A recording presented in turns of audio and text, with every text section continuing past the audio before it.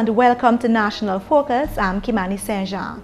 Coming up, Prime Minister Honorable Skerrit gives an update on the Newtown Primary School, Dominica, first in the region to link climate change to health, and key areas in Roseau get priority in the Roseau Enhancement Project. Details of our headline stories and more after this.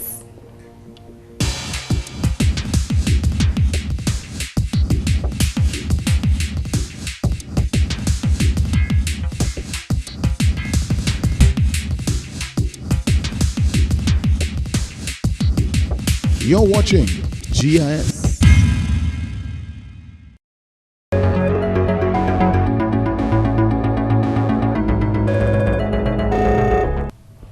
Welcome back. Specific areas in the city of Roseau and the town of Portsmouth will take center stage in government's enhancement project for these areas. Following the completion of the designs for the project, the first phase of construction will involve a new West Bridge and the rehabilitation of Independence Street. A condition survey for the West Bridge has shown severe deterioration in the structural components of the superstructure. Not only does a single-lane bridge not have the capacity to deal with increasing traffic volumes, the reinforced concrete deck and steel beams continue to be stressed to the design limits. Such a condition warrants replacement. Similarly, we are well aware of the physical condition along Independence Street, one of the busiest streets in the city of Roseau. Such conditions of poor drainage, inadequate sidewalks, poor parking spaces, etc., have been a cause of concern for a long time, and those have impacted very negatively across all the sectors of development. In Portsmouth, the first phase will consider a bypass to the Cabrit's National Park. This new access is expected to complement construction works and also the functioning of the hotel project funded by the government of Morocco. On Friday, government signed a $2.1 million contract with NSG Management Technical Services Limited from Barbados. That contract is expected to last for 6 months. The Honorable Prime Minister Roseau Skerrit has expressed confidence that the Newtown Primary School will be ready for classes come this September. The school was originally anticipated to be ready at the end of July. Speaking with the press last Wednesday, Honorable Skerrit explained the reason for the slight delay. There have been some slight changes with regards to the completion date for the school because the government had asked for certain changes to be made to the design, slight, but it affected the completion date for the school. But certainly the idea is that to have the school functioning by September. I have seen the Ministry of Education is already in the process of acquiring furniture and other stuff to ensure that once the school is completed, there's furniture there, September comes and the students can move in. The Honorable Prime Minister expressed hope that the new environment will enhance students' learning. Meantime, he emphasized that everyone should play their part in the education of the nation's youth. Before we had what we call the education pie, and every group in the society, the clergy, the private sector, the family, the teachers, the government played this part. But increasingly we have seen that pie being only the responsibility in large measure to the government. So anytime somebody talks about a problem education, they blame the minister and they find me and they blame me, you know. But parents must take responsibility for the children's education. Our responsibility as a government is to provide the facilities, to provide the resources, and to provide the teachers. We cannot be held responsible if children do not study and do not do well. If the school is leaking, then blame us. If the students have no teachers, then blame us. Teachers are falling over teachers in some schools. There are more teachers than we need in some schools. But because of our commitment to education, we are keeping those teachers, and we even employ more teachers in many of the secondary schools.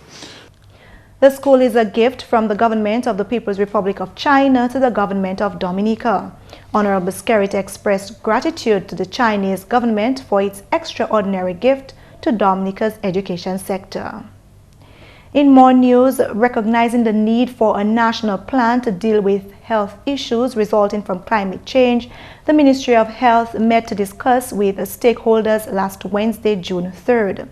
The consultation was aimed at providing participants with a background to health and climate variability and change, and provide opportunities for discussion on the country's response to the adverse health impact caused by climate change. Chief Medical Officer Dr. David Johnson says climate change data can be used in planning for the health sector. The challenge is, however, that data is not readily available to the Ministry of Health. Admittedly, the data on climate change is not readily available in a format that is convenient and readily available for evidence-based decision-making. It is against this background that the Ministry of Health of Dominica has partnered with the World Meteorological Organization under the Global Framework for Climate Services, the Pan American Health Organization, Health Canada, in conducting an assessment on the impact of climate variability and climate change on 3 priority areas to include vector-borne diseases, food safety and water safety in the Commonwealth of Dominica, and to develop an adaptation plan to reduce the potential health impacts on the health of the population. The Honorable Minister for Health and the Environment, Dr. Kenneth Daru, acknowledges that Dominica is especially threatened by the impact of climate change. He says unforeseen weather events poses a challenge to the country's financial resources. He adds that the health sector is also affected since there is a link between population, health, and climate change.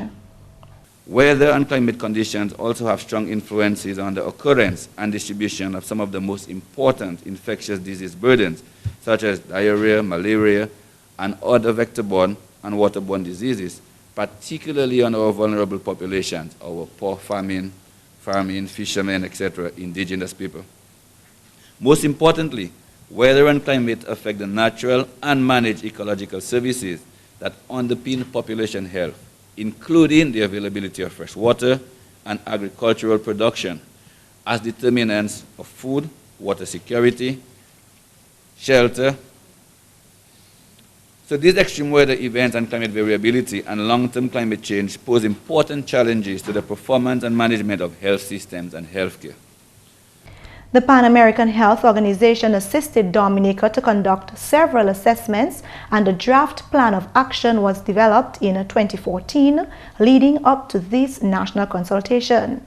PAHO's Sustainable Development Advisor, Sally Edwards, recognized the efforts of Dominica's Ministry of Health, saying that Dominica is leading the way in the Eastern Caribbean in conducting such assessments.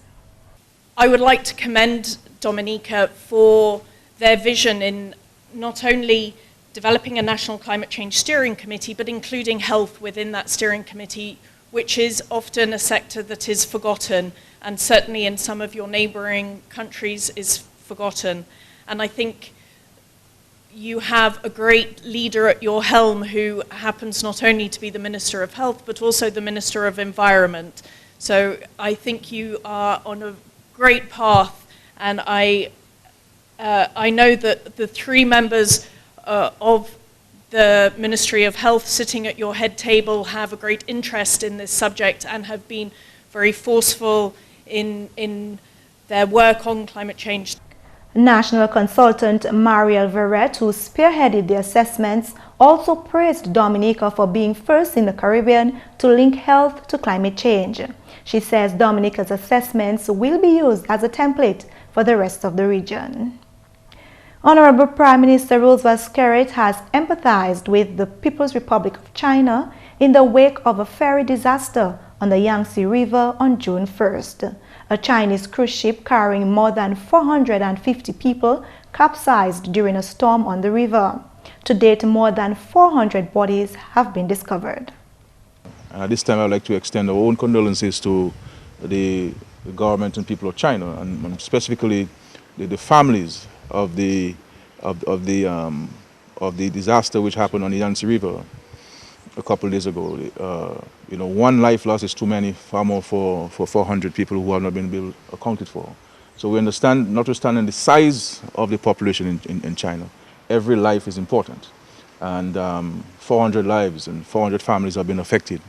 And we extend our prayers and solidarity and support to the Chinese government, its people, and specifically those families who've been affected by this unfortunate disaster. It is reported that only 14 people survived the dreaded event. You're watching National Focus. Still to come, PS in Health talks Dominica's status as it relates to the use of tobacco products. Stay with us.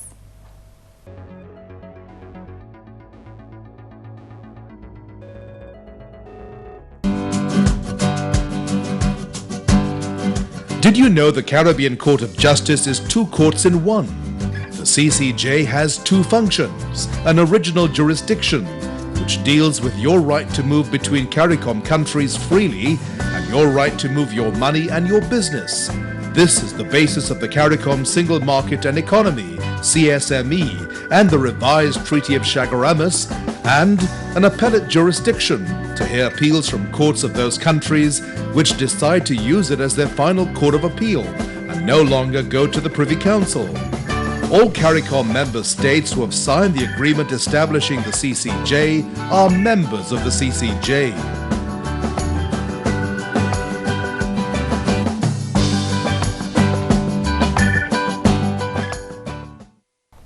Welcome back.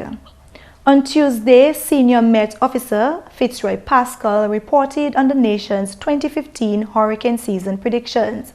Addressing the 2015 Annual General Meeting of the National Emergency Planning Organization, NEPO, Pascal reported that the Atlantic hurricane season outlook for 2015 will be below normal. According to him, it will include 6 to 11 named storms, 3 to 6 hurricanes, and 0 to 2 major hurricanes. Pascal says the below normal season can be attributed to El Niño, the warming of the equatorial Pacific. This, the Meteorological Office believes, can be beneficial to the region since during an El Niño year, the region experiences high wind shear and a storm's latent heat is focused over a larger area as opposed to a non-El Niño year, which inhibits the development of tropical cyclones. Additionally, Pascal highlighted that storm and hurricane detection has vastly improved over the years and advised the general public to remain calm during any potential storm. He says over the years, public education and safety action has proven to be a challenge. We don't know if it is owed to this comprehension, because the forecast is out, and then we're wondering, do people understand what the risk is? I know some peers give me some slack sometimes, saying that people don't understand what is 8 feet above normal tide and what is 6 feet above normal tide. So I don't know if we have to do more in that regard in terms of getting the public to understand. And then risk perception is complex. Again, do people understand the hazard, and do they understand how vulnerable they are to the hazard? The Senior Met Officer explained that the tropical season peaks in late August to early September and continues till the end of November. He says, however, storms like Anna, which the Atlantic experienced in May this year, can occur beyond the usual hurricane season, which began on June 1st. All are advised to remain vigilant during the 2015 hurricane season. And Dominica joined the rest of the world on May 31st to recognize World No Tobacco Day under the theme Stop Illicit Trade of Tobacco Products. However, in recognizing this day and in highlighting the public health consequences of tobacco consumption, Dominica will focus on the theme The Harmful Effects of Tobacco, Beware. According to the World Health Organization, the global tobacco epidemic kills nearly 6 million people each year, including 600,000 affected by secondhand smoking. If the situation is not arrested, then it is estimated that more than 8 million people will die every year by 2030. In Dominica, although smoking is prevalent among adults, the 2009 survey shows that smoking among students 13 to 15 years stands at 1 in 4. The Ministry of Health is therefore concerned about the high rate of exposure of non-smokers to the dangers of tobacco smoke. The survey also reveals that 6 of every 10 non-smoking students and 1 of every 5 adults are exposed to tobacco smoke in public spaces. Clearly, the youths of Dominica are at risk to diseases both caused by their own actions and from the actions of others. Direct or indirect tobacco smoke leads to diseases such as cancer of the lungs, mouth and throat, chronic bronchitis and emphysema, heart disease, miscarriages and infertility and sexual dysfunction in males. Conscious of the need to protect the health of the nation from the harmful effects of tobacco, government from 2012 increased the tax on tobacco products from 45 to 75%. Currently, the Ministry of Health is in the process of making recommendations to government to create policies which will contribute to the improvement of the nation's health.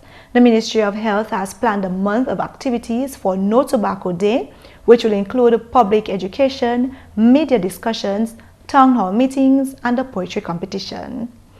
Before we leave you, here's a few announcements. The Cultural Division is inviting nominations for the 2015 Golden Drum Awards. Persons, groups, or institutions being nominated should have at least 20 years' experience in the field of culture, and the work of the person or group should have a positive impact in Dominica. Nominations are also invited for Special Recognition Awards.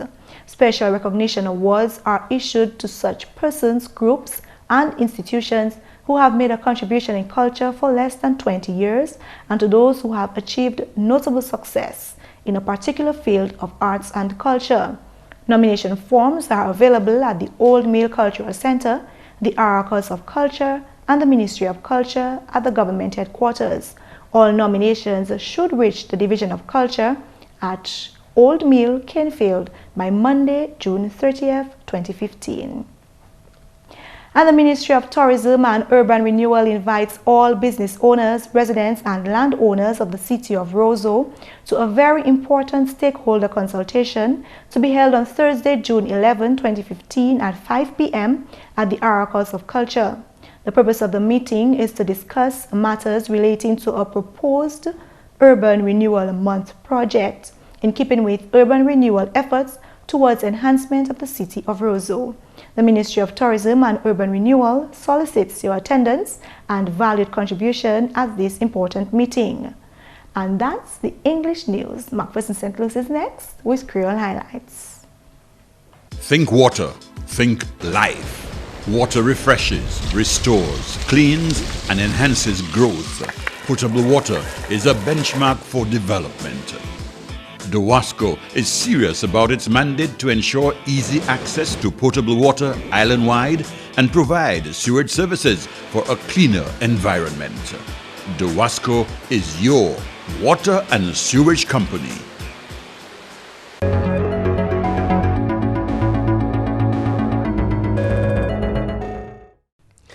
Allô tout le monde, bienvenue à cette nouvelle en créole. Moi, c'est McPherson St. Luce.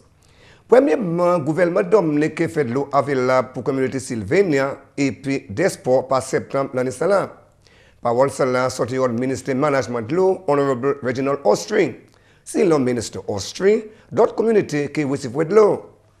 Eh bien, Sylvénia des sports, c'est place à la partie jamais ni l'eau avant. C'est en source, en live, vieux de Capon Glo.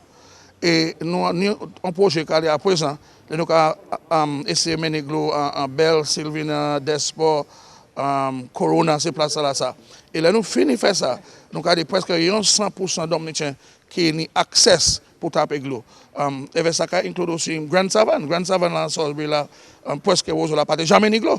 Et va présent nous avons peut-être en semaine ça là, week-end ça là, Jean Sylvain. In fact, DOWASCO déjà commandé monde pour venir faire application pour taper pour passer système là. Et moi dit week-end ça là qu'a venir Jean Salisbury qui taper pour première fois comme ça. Et nous dit ça c'est un bon comme savent. L'eau c'est la vie.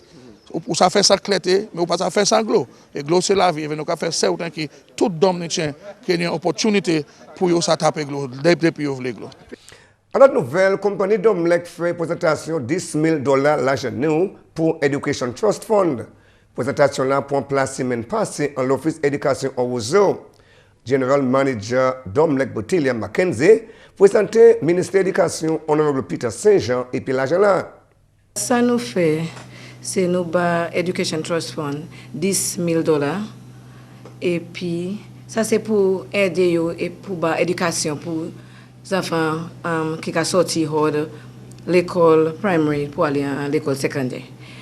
C'est un nous toujours qu'à faire. Plus qui 5 années actuellement nous qu'à fait ça et puis nous t'ai bas $5 000.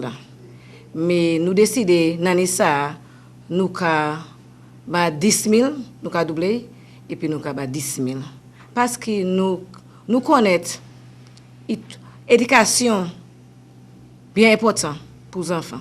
Sous pas éducation, ou pas ça faire autant bagay ou voulez faire. Éducation, c'est quelque chose qui a aider moun pour contribuer pour le développement pays et puis nous ni pour faire certain qu'ils enfants l'école tapent toute éducation à yo besoin. En même temps, chairman pour Education Trust Fund Willy Février a complimenté Domlec pour l'initiative là. Domlec ba nous en donation en cadeau pour nous ça. Domlec c'est une compagnie à Dominique qui a toujours ba nous l'argent pour aider jeunes enfants qui aller l'école secondaire pour aller à l'école. Elle veut pour payer pour certains bitins qui ont besoin pour aller à l'école. Mais dans ça, bon matin ça, General Manager, Mama Kenzie, il doublait valeur des cabanos avant. Les cabanos pour about 6 ou 5 années, les cabanos $5 000. Dans ça, il même dit, il décide là où ça, il dit ça pas assez pour Education Trust Fund parce que Education Trust Fund a fait un bon travail, qui a aidé les jeunes. Et Domlec, c'est une compagnie qui a aidé les jeunes en certaine manière, en sport, en éducation, en culture, comme ça. Et puis finalement, ça fait tout pour officier pompier, ça autant important pour le département, ça continue et puis opération. Parole ça sorti hot chef pompier, M. Josiah Dupin. Mais c'est très significant parce que si vous pas offert training pour jeunes officiers, ça qui est fait, c'est les gens comme moi quitter l'organisation là. Là vous regardez derrière, vous dites oh mais personne pas ça point ça point office chief ça point office deputy ça point dot office nous ni en mi-temps organisation là. Comme ça c'est toujours important pour offrir training pour jeunes, pour gens qui en mi-temps organisation là. Enfin, il y a un petit parole qui a dit un bon supervisor, c'est un monde qui a fait certain. Là, il quitte pour aller à ses vacances. Là, il quitte pour aller à son training. Peut-être là, il finit. Bitin, ça continue. Parce que ici, any place, n'importe place où on peut parler compte, pas ça couille et puis un monde. Comme ça, c'est faut assurer que d'autres monde en organisation là, qu'à taper training pour mettre en ordre pour ça continue, pour organisation là, ça continue. Messieurs, mesdames, ça c'est tout pour nouvelles en créole pour à présent. Non, moi, c'est McPherson Luce. Au revoir. Tips to help you save fuel and money. Coming up next on your tip of the day.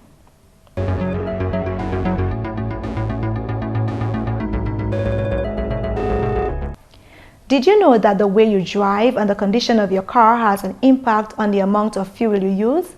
Driving in a gear lower than you need wastes fuel, and letting the engine labor in a top gear on hills and corners is also wasteful. In a manual vehicle, change up gears as soon as the car is comfortable with the higher gear, but without accelerating harder than necessary. Automatic transmissions will shift up more quickly and smoothly if you ease back slightly on the accelerator once the car gathers momentum. Avoid the use of power options which drop the car into a lower gear and therefore use more fuel. And that's all for this edition of National Focus. We always welcome your suggestions and comments. Drop us an email at gis@dominica.gov.dm or visit our website, news.gov.dm.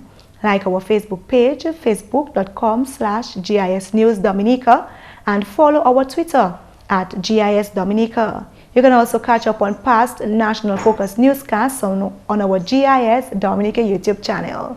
From all of us here on the GIS News production team, I'm Kimani. Thank you for watching.